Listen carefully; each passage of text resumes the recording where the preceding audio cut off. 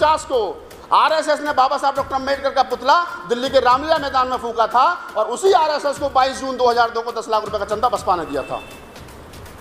तारीख बता रहा हूं दोनों।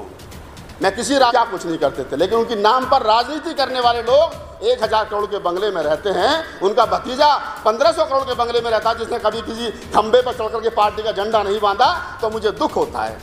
उस राजनीतिक दल को बनाने के लिए हजारों लोगों ने शादियां नहीं की, उनकी जिन्होंने शादियां कर ली उनके बच्चों की शादी नहीं हो रही है। अगर 4 बार सरकार रहने के बाद में अगर उत्तर प्रदेश के पश्चिमी उत्तर प्रदेश में बुलंदशहर और नोएडा और अलीगढ़ और एटा और मैनपुरी जो गढ़ है, जिसको दलितों की राजधानी कहा जाता है, अगर वहाँ आज जाटव चमार की बारात घोड़ी पर चढ़ने से रोकी जा रही है, तो फिर मैं समझता हूँ कि सरकार बनाना समस्या का समाधान नहीं है। समाधान है सरकार बनाने से कुछ लोग करोड़पति बन गए होंगे, कुछ लोग 1000-2000 के मालिक हो गए होंगे, 1000-2000 करोड़ के मालिक हो गए होंगे, कुछ लोग 1000-1200-1500 करोड़ के बंगले में रह रहे होंगे। रहिए, हमें कोई शिकायत नहीं है। लेकिन जैसे हमको सब कुछ मिला हो, उस संविधान को रोज जलाया जा रहा हो और ये कहा जा रहा हो कि हमें 400 पार दीजिए, हम संविधान बदल देंगे और हमारे राजनीतिक दल 400 पार में सहयोगी हो, उनके 400 पार में सहयोगी हो, महाराष्ट्र से लेकर के उत्तर प्रदेश से लेकर के बिहार तक, तो मुझे बताइए मैं मनुवादियों से लड़ूं या अपने वालों से लड़ूं? मुझे लगता है कि जरूरत अपने वालों से लड़ने की पहले है। और ये मेरी बात, एक नारा लगा नेक्स्ट पीएम बहन जी, तो बसपा के मेरे बहुत सारे मित्र हैं, मैंने उनसे कहा कि चलिए मैं मान लेता हूं कि बहन जी अगर प्रधानमंत्री बन गई नेक्स्ट पीएम बहन जी, तो मुझे 50 लोगों के नाम बताइए जो मंत्री बनेंगे। कौन वित्त मंत्री बनेगा, कौन चाइना के मामलों का मंत्री बनेगा, कौन विदेश नीतियों का तुम्हारे पास में 50-100 आदमी ऐसे नहीं हैं जिनके सहारे हम सरकार चला सकें।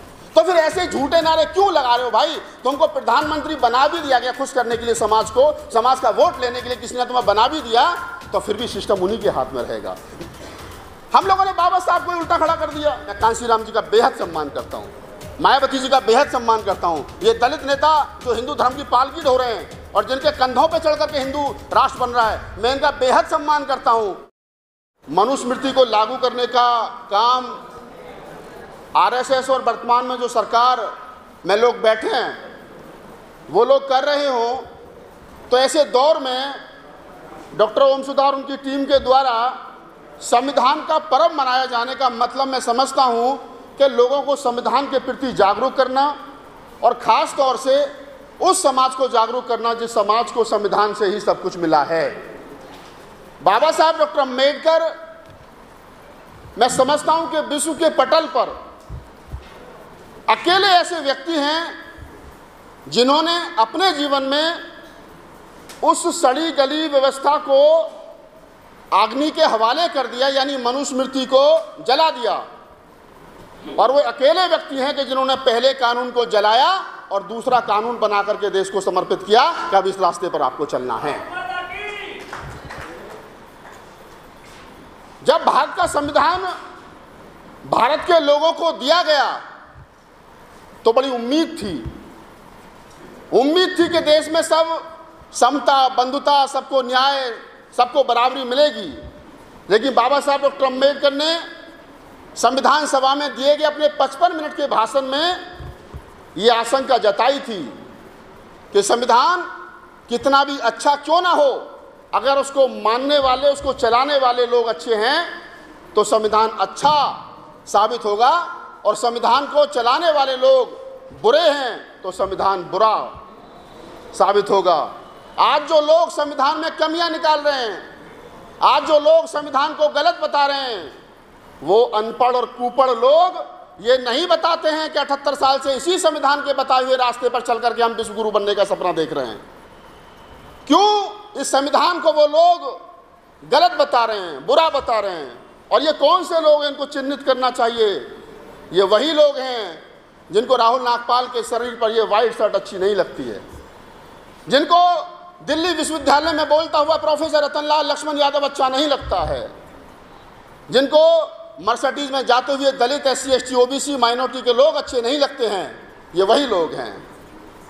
जब कोई गाड़ी 10 लाख की, 20 लाख की, 50 लाख की बढ़िया गाड़ी रोड पर सू करके जाती है और उस गाड़ी के पीछे लिखा हुआ होता है जय भीम, नमो बुद्धाय, सत्य साहिब, कुछ भी लिखा होता है, बाबा साहब डॉक्टर अम्बेडकर का सिग्नेचर होता है, बाबा साहब की फ़ोटो होती है, बुद्ध की, रैदास की, कबीर की कोई फ़ोटो होती है, और उसके पीछे जब 2 व्हीलर पर कोई मनुवादी मानसिकता से ग्रस्त व्यक्ति जा रहा होता है तो उस गाड़ी को देख करके वो गाड़ी में बैठे हुए व्यक्ति को भी गाली देता है, संविधान को भी गाली देता है और बाबा साहब डॉक्टर अम्बेडकर को भी गाली देता है, क्योंकि उसको ये हजम नहीं होता है कि वो 5,000 के टूटे स्कूटर पर चले और उसके सामने से 50 लाख की गाड़ी में बैठ करके कोई वो दलित, वो पिछड़ा, वो ओबीसी जाए, वो उसको हजम नहीं होता है। हजम हो भी कैसे जाएगा? हमारे पुरखों ने जिनको उनके दरवाजों के सामने से जूते पहन करके चलने की अनुमति नहीं थी। अभी डॉक्टर रतनलाल कह रहे थे कि हर गांव में एक दक्षिण टोला है। हमको अपनी अनुमति से गांव में बसने की अनुमति नहीं थी, अपनी इच्छा से कि हमें किस दिशा में बसना है। वो तय करते थे कि दलितों के, अछूतों के मकान किस दिशा में होंगे। आज जब मैं देखता हूं कि उस संविधान की वजह से जो सिस्टम बना और जो सिस्टम में मैं देखता हूं डीडीए में दिल्ली विकास प्राधिकरण हो, जीडीए हो, गाजियाबाद विकास प्राधिकरण हो या कोई भी डेवलपमेंट अथॉरिटी हो, उसमें जब मैं देखता हूं क्या उसमें वो सिस्टम नहीं है। ऊपर के माले पर ब्राह्मण नहीं रहेगा, ऊपर के माले पर दलित रहेगा, नीचे के माले पर ब्राह्मण रहेगा, उसके नीचे के माले पर और कोई रहेगा। ये सरकारी सिस्टम है। ये सरकारी सिस्टम कब बना? ये सरकारी सिस्टम जब बना जब इस देश में संविधान लागू हुआ।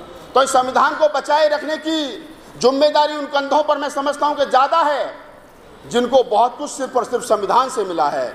और वो लोग जो संविधान का विरोध कर रहे हैं वो करेंगे। जिस दिन संविधान लागू हुआ था उस दिन भी विरोध हो रहा था और आज़ादी के 78 साल के बाद भी वही लोग हैं जो संविधान को माथे से तो लगाते हैं, सदन में जाते वक्त कहते हैं कि संविधान हमारे लिए पूजनीय है, लेकिन तिल तिल करके रोज संविधान को वो लोग मार रहे हैं। तो ऐसे दौर में हमें चाहिए उन तमाम अम्बेडकरवादी लोगों को, कबीरवादी, नानकवादी, रैदासवादी, जो भी SC ST OBC के एकाकी पर बात करने वाले लोग हैं, उन लोगों को चाहिए कि उस दौर में वो संविधान की लड़ाई को लड़ें। मैं तो राहुल गांधी जी को धन्यवाद करता हूं। अभी मैंने वीडियो में बोला तो कुछ लोगों ने कहा कि भाई साहब आप कांग्रेस की तारीफ कर रहे हो। मैंने कहा जब लड़ाई 2 हिस्सों में बट गई हो, एक हिस्से में वो लोग हों जो संविधान को खत्म करके मनुस्मृति लागू कर देना चाहते हो और एक हिस्से में वो लोग हों जो संविधान को बचाए रखने की बात कर रहे हो, तो मेरे जैसे आदमी की, जिसको संविधान की वजह से सब कुछ मिला है, जिसको पूरे समाज को संविधान की वजह से सब कुछ मिला है, तो मेरे जैसे आदमी की, राहुल नागपाल की ड्यूटी क्या बनती है? मैं किस तरफ जाकर के खड़ा हूँ? संविधान के विरोधियों में जाकर के खड़ा हूँ या संविधान को बचाने वालों में जाकर खड़ा हूँ? तो मुझे लगता है कि मुझे संविधान के बचाने वालों में खड़ा होना चाहिए। आज वो काम राहुल गांधी, उनके इंडिया गठबंधन बेहतर तरीके से कर रहा तो मैं उनका समर्थन कर रहा हूं। कल को कोई दूसरा आदमी भी करेगा तो मैं उसका भी समर्थन करूंगा। मुझे दुख के साथ कहना पड़ता है, मैं थोड़ी सी कड़वी बात भी कहता हूं। हालांकि प्रोफेसर रतनलाल साहब का पूरा 50 मिनट का भाषण अभी वो देकर के गए तो कुछ कहने सुनने को ज़्यादा बचा नहीं है, लेकिन मैं फिर भी बता रहा हूं आप लोगों को कुछ एक बात। वो ये है कि देखिए, मुझे दुख के साथ कहना पड़ता है, जिन राजनीतिक दलों को हमने बड़ी उम्मीद के साथ बनाया था, हमारे पास खाने के लिए रोटियां नहीं थी, लेकिन फिर भी हम लोगों ने चंदा दिया। हमें बड़े बड़े सपने दिखाए गए थे, हमें कहा गया था कि हमारी सरकार आएगी तो हम ये करेंगे, हमारे हाथ में सिस्टम होगा तो हम ये करेंगे। उत्तर प्रदेश में 4 बार मुख्यमंत्री रहने के बाद में, और उस पश्चिमी उत्तर प्रदेश में जहाँ का जाटव चमार इतना मजबूत था, आज से 100 साल पहले भी उसके पास जमीनें थी, सब कुछ था, उसका शोषण अत्याचार नहीं हुआ। अगर 4 बार सरकार रहने के बाद में अगर उत्तर प्रदेश के, पश्चिमी उत्तर प्रदेश में बुलंदशहर और नोएडा और अलीगढ़ और एटा और मैनपुरी जो गढ़ है, जिसको दलितों की राजधानी कहा जाता है, अगर वहाँ आज जाटव चमार की बारात घोड़ी पर चढ़ने से रोकी जा रही है, तो फिर मैं समझता हूँ कि सरकार बनाना समस्या का समाधान नहीं है। मैं नहीं समझता हूं कि सरकार बनाना समस्या का समाधान है। सरकार बनाने से कुछ लोग करोड़पति बन गए होंगे, कुछ लोग 1000-2000 के मालिक हो गए होंगे, 1000-2000 करोड़ के मालिक हो गए होंगे, कुछ लोग 1000-1200-1500 करोड़ के बंगले में रह रहे होंगे, रहिए, हमें कोई शिकायत नहीं है। लेकिन मुझे दुख होता है कि वो बाबा साहब डॉक्टर अम्बेडकर अगर चाहते तो दुनिया के सबसे अमीर हो जाते, भारत के अमीर व्यक्ति तो हो ही जाते दलितों में, उनसे ज़्यादा अमीर व्यक्ति कोई नहीं होता। लेकिन वो जब मरे थे, जब उनका परिनिर्वाण हुआ था, तो हम जब पढ़ते हैं उनके साहित्य को तो पता चलता है कि उन पर किताब वालों के भी पैसे थे, उधार किताब ले आते थे कि बाद में दे देंगे, उनका भी कर्जा रह गया था, बैंक का लोन था, कांग्रेस सरकार से 6 लाख रुपए चंदा लिया था, कर्जा लिया था फ्री में हॉस्टल बनाने के लिए, वो कर्जा भी रह गया था, बाद में इंदिरा गांधी जी ने माफ किया था वो कर्जा। वो डॉक्टर अम्बेडकर चाहते तो अपने लिए क्या कुछ नहीं करते थे, लेकिन उनके नाम पर राजनीति करने वाले लोग 1000 करोड़ के बंगले में रहते हैं। उनका भतीजा 1500 करोड़ के बंगले में रहता है, जिसने कभी किसी खंबे पर चढ़ करके पार्टी का झंडा नहीं बांधा। तो मुझे दुख होता है, उस राजनीतिक दल को बनाने के लिए हजारों लोगों ने शादियां नहीं की, और जिन्होंने शादियां कर ली उनके बच्चों की शादी नहीं हो रही है क्योंकि पैसा नहीं है, लड़कियां 30-30 साल की होगी, अनमैरिड हैं। तो ऐसे में मुझे लगता है कि हमें राजनीतिक दल जब बनाया था, जिन उम्मीदों के साथ बनाया था, और आज वो राजनीतिक दल अगर हमारी भावनाओं पर खरा नहीं उतर रहा है देश भर के अंदर, तो हमको चाहिए कि जो आदमी बाबा साहब डॉक्टर अम्बेडकर के संविधान को बचाए रखने की बात कर रहा हो, जो आदमी हमारे हक हकूक की बात कर रहा हो, जो आदमी 1585 की बात कर रहा हो, जो आदमी हिस्सेदारी की बात कर रहा हो, तो उस आदमी के हाथों को मजबूत करना हमारी जिम्मेदारी है। अभी प्रोफेसर रतनलाल ने कहा उन्होंने कांग्रेस ज्वाइन की, तो लोगों ने खूब साफ सोशल मीडिया पर 2-3 दिन 4 दिन तक हल्ला किया, अरे साहब ये तो हरिजन हो गए, ये तो दरिजन हो गए, तो फला फला पता नहीं कौन कौन से जन हो गए।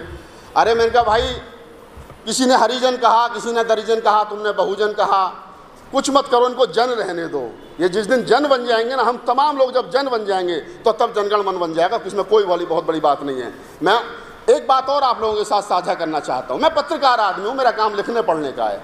आंदोलन में जाता हूँ, दलित राजनीति को बेहतर समझता हूँ, दलितों की समस्याओं को बेहतर समझता हूँ, उस पर लिखता हूँ, बोलता हूँ, पढ़ता हूँ।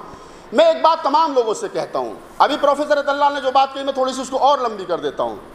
अगर पिछली बार एक नारा लगा नेक्स्ट पीएम बहन जी, तो बसपा के मेरे बहुत सारे मित्र हैं, मैंने उनसे कहा कि चलिए मैं मान लेता हूं कि बहन जी अगर प्रधानमंत्री बन गई नेक्स्ट पीएम बहन जी, तो मुझे 50 लोगों के नाम बताइए जो मंत्री बनेंगे। कौन वित्त मंत्री बनेगा, कौन चाइना के मामलों का मंत्री बनेगा, कौन विदेश नीतियों का तुम्हारे पास में 50-100 आदमी ऐसे नहीं हैं जिनके सहारे हम सरकार चला सकें। तो फिर ऐसे झूठे नारे क्यों लगा रहे हो भाई? तुमको प्रधानमंत्री बना भी दिया गया खुश करने के लिए समाज को, समाज का वोट लेने के लिए किसी ने तुम्हें बना भी दिया, तो फिर भी सिस्टम उन्हीं के हाथ में रहेगा। मंत्री वही बनेंगे, आईएएस वही रहेंगे, सिस्टम वही चलेगा। तो प्रधानमंत्री बनने के बाद भी कुछ नहीं होने वाला, जैसे उत्तर प्रदेश में मुख्यमंत्री बनने के बाद में कुछ नहीं हुआ। लिहाजा सिस्टम को बनाना है। तमाम लोग कहते हैं जाओ अपने घरों की दीवारों पर लिख दो हमें देश का हुक्मरान बनना है। मैं लोगों से पूछता हूँ, बताइए जरा बात कब कही थी बाबा साहब ने? इतनी बात कही थी, इसके आगे पीछे भी कुछ कहा था? कौन से भाषण में कही थी, कौन सी किताब में लिखी है, कहाँ कही थी? तुम्हारे कान में आके कही थी क्या? काशीराम जी को आकर फोन पर बोला था बाबा साहब ने, जाओ अपने घरों की दीवारों पर लिख दो हमें इस देश का हुक्मरान बनना है? कहीं तो कही होगी ना ये बात। किस संदर्भ में कही थी? बाबा साहब 1948 के आसपास एक भाषण दे रहे हैं मद्रास में, और उसमें बाबा साहब का पूरा भाषण है, पढ़िए जाकर के उसको। बाबा साहब उसमें कह रहे हैं कि हमको पृथक निर्वाचक नहीं मिला तो ऐसा नहीं है कि हमारा भाग्योदय नहीं होगा, लेकिन हमको जो मिला है फिर भी बहुत कुछ मिला है। हमें खुशी है अगर आज हमारे समाज के 4 बच्चों को नौकरी मिलती है तो मैं उसको सेलिब्रेट करता हूँ। बाबा साहब डॉक्टर अम्बेडकर ने खुद पूना पैक्ट 1942 तक सेलिब्रेट किया है, और बाबा साहब ने कहा था कि अब हमें बड़ा काम करना है, जाओ अपने घरों की दीवारों पर लिख दो हमें इस देश की हुक्मरान जमात बनना है। हुक्मरान जमात बनना है। हुक्मरान बनने में और हुक्मरान जमात बनने में फ़र्क होता है। हुक्मरान जमात का मतलब है मेरे समाज में लाखों आईएएस हों, लाखों पीसीएस हों, डॉक्टर हों, इंजीनियर हों, प्रोफेसर हों, सीए हों, वो तमाम लोग हों जो देश को चलाने वाले लोग हैं। जमात जब हमारे हाथ में होगी, ऊपर बैठा हुआ प्रधानमंत्री कोई भी हो, राष्ट्रपति कोई भी हो, मुख्यमंत्री कोई भी हो, सिस्टम में हम लोग रहेंगे तो ये देश पर राज हमारा होगा। ये कहा था बाबा साहब डॉक्टर अम्बेडकर ने। हमने बाबा साहब डॉक्टर अम्बेडकर की बात को तोड़ मरोड़ करके अपने फायदे के लिए पेश कर लिया, और आजकल होता भी यही है। जिसको बाबा साहब एक विशाल काय हाथी हैं। किसके हाथ में सूंड लग जाती है तो कहता है बाबा साहब ऐसे हैं, किसी के हाथ में पूंछ लग जाती है वो कहता है बाबा साहब ऐसे हैं, किसी के हाथ में पेट लग जाता है वो कहता है बाबा साहब ऐसे हैं। अरे बाबा साहब ऐसे नहीं है जैसे तुम देख रहे हो, बड़ी आंखों से देखो, बाबा साहब बहुत बड़े हैं। जब आप बाबा साहब को पढ़ोगे समझोगे तो बाबा साहब जो 1944 और 45 और 42 में कह रहे थे, अपने मेरठ के भाषण में कह रहे थे, लखनऊ के भाषण में कह रहे थे, वही बात बाबा साहब डॉक्टर अम्बेडकर की आज साबित हो रही है। बाबा साहब इतने दूरदर्शी थे। हम लोगों ने बाबा साहब को उल्टा खड़ा कर दिया। मैं तो रतनलाल जी के साथ चर्चा करता रहता हूँ, वीडियो बनाता रहा हूँ, समाज का कैसी नशा उतरे, कैसी तो नशा उतरे। बाबा साहब डॉक्टर अम्बेडकर ने कहा था कि हम ऐसे लोगों को राजनीति में लाएंगे जिनको राजनीतिक समझ हो। बाबा साहब ने रिपब्लिकन स्कूल खोला था, वो नेताओं को ट्रेनिंग देते थे कि नेता को अच्छा भाषण देना आना चाहिए, उसको बित पर बोलना आना चाहिए, उसको भारत की राजनीति पर पूरी उसकी फिक्र नज़र होनी चाहिए। हमारे नेताओं ने कहा कि नहीं, हम तो इनको साइकिल वाले को एमएलए बनाएंगे, हम तो जूते घिसने वाले को एमएलए बनाएंगे, हम तो जो मजदूरी कर रहे हैं भैया उसको समझ नहीं है राजनीति के रह की, अगर वो एमएलए बन भी जाएगा तो करेगा क्या सदन में जाकर के, ये तो बता दो। बाबा साहब डॉक्टर अम्बेडकर ने जो भी कहा, बाबा साहब जैसा कहा कि बाबा साहब ने कहा हम तो अल्पसंख्यक हैं, हम तो अछूत हैं। उन्होंने तो कहीं नहीं कहा बहुजन शब्द, कहीं प्रयोग नहीं किया, पूरा उनकी किताबें पढ़ लीजिए। लेकिन हमने विपरीत कहा नहीं, हम बहुसंख्यक हैं, हम तो 85% हैं। ठीक है, हमने 85% मान भी लिया। तो मैं एक सवाल करता हूँ, आप भारत में होने वाली दलितों के ऊपर एट्रोसिटी का पूरा डेटा निकाल लीजिए, आपको पता चल जाएगा शेड्यूल कास्ट शेड्यूल ट्राइब के ऊपर जो एट्रोसिटी हो रही है उसमें ओबीसी का कितना बड़ा रोल है। आप देख लीजिए, आपको पता चल जाएगा।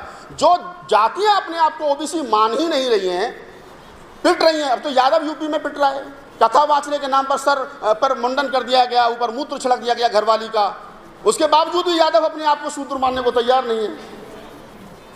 जाटों का रोज शोषण हो रहा है, उनको ब्राह्मणों ने गाली दी जाटों को, मैं मंच से बोल रहा हूं, अरे ये तो अनपढ़ गवार हैं, 16 दूनी 8 हैं, 16 दूनी 8 हैं, इनके लिए तो सब कुछ उल्टा है।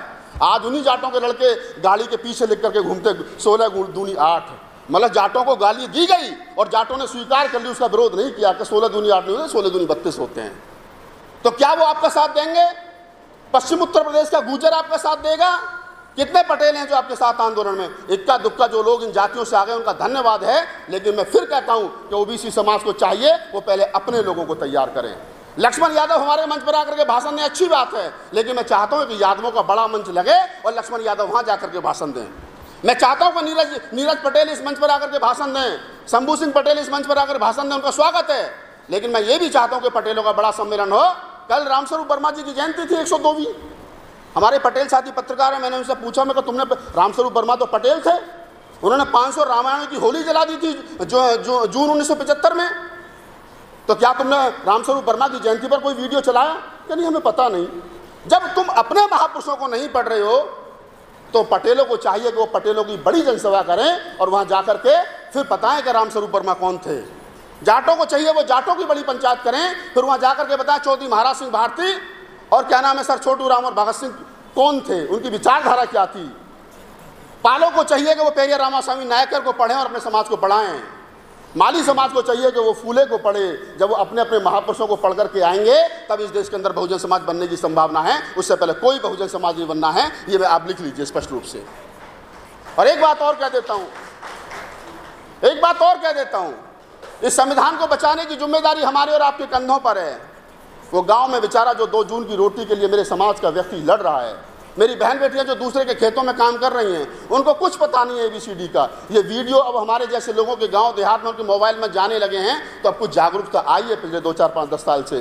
तो मैं कह रहा हूं कि अपने बच्चों को तैयार करिए, जो पत्रकारिता कर सकते हैं उनको पत्रकार बनाइए। 1 लाख राहुल नागपाल जैसे पत्रकारों की जरूरत है इस देश के अंदर। अकेले में मुझसे, शंभू से या 2, 4, 5 जो हमारे गंजर भाई जैसे जो लोग हैं, इनके बस की काम चलने वाला नहीं है। मनोज अंतानी से काम चलने वाला नहीं है। 50,000 बनाइए। अब तो मोबाइल तुम्हारे हाथ में, डिजिटल हिस्ट्री बन रही है। 100 साल के बाद में भी कोई इस भाषण को सुन सकता है। मेरे को राहुल नागपाल जब ये चिंता जता रहा था अम्बेडकर भवन में, मैं रहूं ना रहूं कालखंड में, लेकिन ये वीडियो रहेगा। पहले उनके हाथ में कलम थी, हमारे हाथ में कलम नहीं थी। उनके मुंह में जुबान थी, हमारे मुंह में जुबान थी, लेकिन हम बोल नहीं सकते थे, हम पढ़ नहीं सकते थे। लेकिन आज आपके हाथ में जो मोबाइल है 15,000 का, 20,000 का, इसका उपयोग करिए। अपने बच्चों से कहिए कि पूरे दिन गेम मत खेलिए, सास बहू के सीरियल मत देखिए, इस पर कुछ ऐसा काम भी करिए जिससे कम से कम आपकी सोसाइटी को कुछ लाभ हो। अगर आप फिर भी नहीं कर सकते हो तो उनको गाली देना बंद करिए जिन्होंने आपका सत्यानाश करा है। आज की तारीख में तो हमारा सत्यानाश हमारे नेता और हमारे ही कुछ बुद्धिजीवी लोग भी कर रहे हैं। बताइए, मैं तो एक बड़ा सवाल और कर देता हूँ कि जब संविधान को बचाने की बात हो तो संविधान को बचाने की जिम्मेदारी किनके कंधों पर थी? मायावती जी के कंधों पर थी ना, प्रकाश राव अम्बेडकर के कंधों पे थी ना, रामदास अठावले के कंधों पे थी ना, चिराग पासवान के कंधों पे थी ना, जतिन राम मांझी के कंधों पे थी ना। कहाँ हैं सब लोग? आधे से ज़्यादा तो सरकार चलवा रहे हैं, हिंदू राष्ट्र का सपना देख रहे हैं, और चिराग पासवान जी तो कह रहे हैं कि मैं तो हनुमान हूँ। बड़े गजब की बात है यार। जिस हिंदू राष्ट्र को बाबा साहब डॉक्टर अम्बेडकर ने सिरे से नकार दिया, बाबा साहब ने कहा कि हिंदू राष्ट्र इस देश के लिए अभिशाप होगा, और बाबा साहब डॉक्टर अम्बेडकर 1952 के घोषणा पत्र में कह रहे हैं कि हम मर जाएंगे लेकिन RSS और हिंदू महासभा जैसे प्रतिक्रियावादी संगठनों के साथ कभी समझौता नहीं करेंगे। एक लाइन में डॉक्टर अम्बेडकर ने कह दिया 1952 के आम चुनाव में। और हमारी सरकार, हमारे लोग उनके साथ मिलकर के सरकार बना रहे हैं। हमारे लोग, हमारे नेता उनके लिए गुजरात में जाकर के वोट मांग रहे हैं। और एक बात बता देता हूं, जिस RSS ने 12 दिसंबर 1949 को बाबा साहब डॉक्टर अम्बेडकर का पुतला इसी रामलीला मैदान में फूंका था, तारीख लिख लेना, 12 दिसंबर 1949 को RSS ने बाबा साहब डॉक्टर अम्बेडकर का पुतला दिल्ली के रामलीला मैदान में फूंका था, और उसी RSS को 22 जून 2002 को 10 लाख रुपए का चंदा बसपा ने दिया था। तारीख बता रहा हूं दोनों। मैं किसी राजनीतिक पार्टी का प्रवक्ता नहीं और किसी का विरोधी नहीं हूं, लेकिन मैं ये जानना चाह रहा हूं कि अगर कांग्रेस नागनाथ थी, कांग्रेस ने कुछ नहीं दिया, कांग्रेस ने दलितों का सबसे ज़्यादा बेड़ा गर्क कर दिया, तो कांसीराम साहब ने एक किताब लिखी है चमचायु, कई बार लोग हमें भी कहते तुम्हारे जैसे लोगों के लिए लिखी है। मैंने कहा भाई मैं तो राजनीतिक दल से नहीं जुड़ा, लेकिन फिर भी तो उन्होंने कहा कि तुम्हारे जैसे लोगों के लिए लिखी, तो मैंने वो किताब पढ़ी। जब मैंने उसकी प्रस्तावना पढ़ी तो फिर आगे पढ़ने का मन नहीं किया, फिर मैंने वो 2 बार 3 बार पढ़ी। उस किताब को जब मैंने पढ़ा तो कांशीराम जी उसमें खुद कह रहे हैं 1982 में उस किताब को लिखते वक्त कि 20 लाख सरकारी कर्मचारी दलित समाज के अभी भारत में हैं, क्योंकि वो तो वामसेप चला रहे थे उस समय पे, तो उनको पता था सरकारी कर्मचारियों का संगठन था वामसेप। अगर 20 लाख सरकारी कर्मचारी 1982 में थे, देश आज़ाद कब हुआ? 47 में। संविधान कब लागू हुआ? 50 में। यानी मात्र 30 साल की आज़ादी में इस देश में दलित समाज के 20 लाख सरकारी कर्मचारी, अकॉर्डिंग कांशीराम, मेरा नहीं है कथन, जाके पढ़ लेना चमचा युग में। तो बाबा साहब ने जो आरक्षण की व्यवस्था की, उस आरक्षण की व्यवस्था के चलते आज़ादी के महज 30 साल में, 32 साल में 20 लाख सरकारी कर्मचारी हमारे समाज में हुए। एक आदमी की जब नौकरी लगती है, साहब बैठे हैं बेहतर जानते हैं, तो जितने लोग गवर्नमेंट सर्वेंट हैं बेहतर जानते हैं, एक आदमी की जब नौकरी लगती है तो 4 आदमी गरीबी रेखा से ऊपर उठ जाते हैं। एक जिसकी लगी है वो, एक उसकी पत्नी और 2 उसके बच्चे। इन 4 आदमियों का जीवन बेहतर हो जाता है। और जो लोग बड़ी नौकरियों में होते हैं वो अपने रिश्तेदारों का भी भला कर देते हैं, वो अपने पड़ोसियों का भी भला कर देते हैं। अगर मैं कहूँ कि 4 आदमियों का भला हुआ है तो 1 करोड़ आदमी दलित समाज का, जिसके पास खाने को रोटी नहीं थी, 1 करोड़ आदमी 1982 तक गरीबी रेखा से ऊपर उठ गया। 1 करोड़ आदमी 1982 तक बेहतर जीवन जी रहा था कांशीराम जी का अकॉर्डिंग। और कांशीराम जी उस किताब में एक बात मजे की लिखते हैं। कांशीराम जी कह रहे हैं कि ये चमचा युग चल रहा है। 1932 में पूना पैक्ट बाबा साहब डॉक्टर अम्बेडकर और महात्मा गांधी के बीच हुआ। वो किन हालातों में हुआ मैं उस पर नहीं जा रहा हूँ, लेकिन हुआ। और होने के बाद में उसकी 50वीं वर्षगांठ 1982 में जब मनाई जा रही थी, तो कांशीराम जी ने कहा कि 1932 से लेकर के और 1982 तक जो आया है ये चमचा युग है। और इस बीच में जितने लोग भी पैदा हुए हैं वो सब चमचा हैं, और ये सरकारी कर्मचारी तो चमचों के चमचा हैं। और इस चमचा युग को हम 10 सालों में ख़त्म कर देंगे, यानी कि 1992 तक। 92 तक चमचा युग यानी सरकारी कर्मचारियों को ख़त्म करने की बात तो कांशीराम जी कह गए, मैं नहीं कह रहा हूँ, जाके पढ़ लो। चमचा युग में कांशीराम जी कह रहे हैं कि सरकारी कर्मचारी तो चमचों के भी चमचे हैं, और इस चमचा युग को हम 1992 तक ख़त्म कर देंगे। यानी कि अब आप मुझे बताइए, उस किताब में ना कहीं आरएसएस का विरोध है, ना कहीं जनसंघ का विरोध है, ना कहीं हिंदू महासभा का विरोध है, किसी हिंदूवादी संगठन का कोई विरोध नहीं है। जिसको बाबा साहब डॉक्टर अम्बेडकर पूरी जिंदगी 2-2 हाथ करते रहे, उसमें कहीं कोई विरोध नहीं है। मैं सिर्फ ये कहना चाह रहा हूँ आपसे, मैं कांशीराम जी का बेहद सम्मान करता हूँ, मायावती जी का बेहद सम्मान करता हूँ। ये दलित नेता जो हिंदू धर्म की पालकी ढो रहे हैं और जिनके कंधों पे चढ़ करके हिंदू राष्ट्र बन रहा है, मैं इनका बेहद सम्मान करता हूँ। लेकिन कब तक करूँ? जब मेरे बच्चों के हाथ से नौकरी जारी हो। मेरे ताऊ ने 10वीं करने के बाद में, 12वीं करने के बाद में वो सोचता था मैं 2 नौकरी करूँ, एलडीसी बनूँ, डीटीसी में कंडक्टर लगूँ, पोस्ट ऑफिस में लगूँ, रेलवे में लगूँ। वो 10वीं करने के बाद में 3-3, 4-4 नौकरियों का ऑफर था। आज उसका बेटा एमटेक करने के बाद में उतनी तनख्वाह पे काम कर रहा है जितनी मेरे ताऊ को पेंशन मिलती है। तो बताइए ये कौन सा राष्ट्र है भाई? जब हमारे लोगों का शोषण हो रहा हो और जिस संविधान की वजह से हमको सब कुछ मिला हो, उस संविधान को रोज जलाया जा रहा हो और ये कहा जा रहा हो कि हमें 400 पार दीजिए, हम संविधान बदल देंगे, और हमारे राजनीतिक दल 400 पार में सहयोगी हो, उनके 400 पार में सहयोगी हो, महाराष्ट्र से लेकर के उत्तर प्रदेश से लेकर के बिहार तक। तो मुझे बताइए, मैं मनुवादियों से लड़ूं या अपने वालों से लड़ूं? मुझे लगता है कि ज़रूरत अपने वालों से लड़ने की पहले है, और ये मेरी अकेले की जिम्मेदारी है, तुम तमाम साथियों की जिम्मेदारी है। गांव-गांव, गली-गली जाइए, लोगों को तैयार कीजिए। हमारा पहला शत्रु आरएसएस और भारतीय जनता पार्टी है, मैं दावे के साथ कह रहा हूं। और हमको आरएसएस और भारतीय जनता पार्टी को रोकने के लिए किसी को भी वोट करना पड़ेगा। हम वोट करेंगे, इनको हराएंगे, इनको रोकेंगे, और बाबा साहब डॉक्टर अम्बेडकर के संविधान को, बाबा साहब डॉक्टर अम्बेडकर, फूले कबीर, नानक, रैदास की वैचारिकी को हम लोग सर के बल उसी दिशा में खड़ा करेंगे जिस दिशा में हमारे महापुरुषों ने कहा था। आपने मुझे सुना, इसके लिए बहुत बहुत आभार, धन्यवाद। जय भीम।